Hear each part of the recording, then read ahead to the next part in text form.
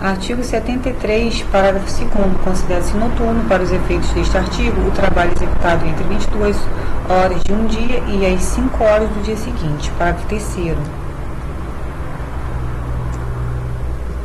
O acréscimo a que se refere o presente artigo, em se tratando de empresas que não mantêm pela natureza de suas atividades trabalho noturno habitual, será feito tendo em vista os quantitativos pagos por trabalho diurnos de natureza semelhante.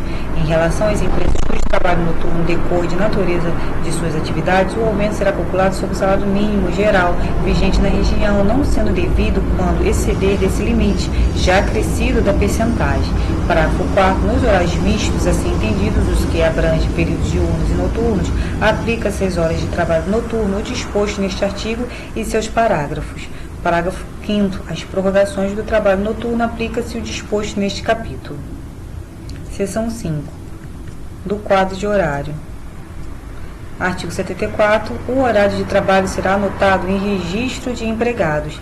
Parágrafo 1º revogado. Parágrafo 2º. Para os estabelecimentos com mais de 20 trabalhadores será obrigatória a anotação da hora de entrada e de saída em registro manual, mecânico ou eletrônico, conforme instruções expedidas pela Secretaria Especial de Previdência e Trabalho do Ministério da Economia, permitida a pré-assinalação do período de repouso. Parágrafo 3º. Se o trabalho for executado fora do estabelecimento, o horário dos empregados constará no registro manual, mecânico ou eletrônico em seu poder, sem prejuízo do que dispõe o caput deste artigo. Parágrafo 4º. Fica permitida a utilização de registro de ponto, por exceção à jornada regular de trabalho, mediante acordo individual escrito, convenção coletiva ou acordo coletivo de trabalho.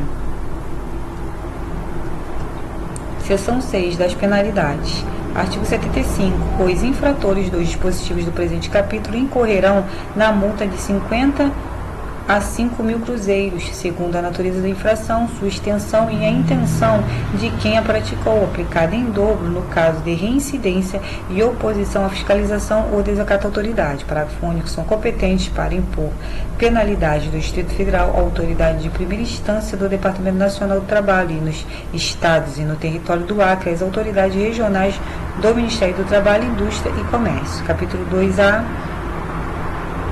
do teletrabalho. Artigo 75-A. Prestação de serviços pelo empregado em regime de teletrabalho observará o disposto neste capítulo. Artigo 75-B. Considera-se teletrabalho ou trabalho remoto a prestação de serviços fora das dependências do empregador de maneira preponderante ou não, com a utilização de tecnologias de informação e de comunicação, que, por sua natureza, não configure trabalho externo. Parágrafo 1º. O comparecimento, ainda que de modo habitual, às dependências do empregador para a realização de atividades específicas que exijam a presença do empregado no estabelecimento, não descaracteriza o regime de teletrabalho ou trabalho remoto. Parágrafo 2º. O empregado submetido ao regime de teletrabalho ou trabalho remoto poderá prestar serviços por jornada ou por produção ou tarefa. Parágrafo 3º. Na hipótese da prestação de serviços em regime de teletrabalho ou trabalho remoto por produção ou tarefa, não se aplicará o disposto no capítulo 2 do título 2 desta consolidação. Parágrafo 4º. O regime de teletrabalho ou trabalho remoto não se confunde nem se equipara à ocupação de operadores de telemarketing ou de teleatendimento.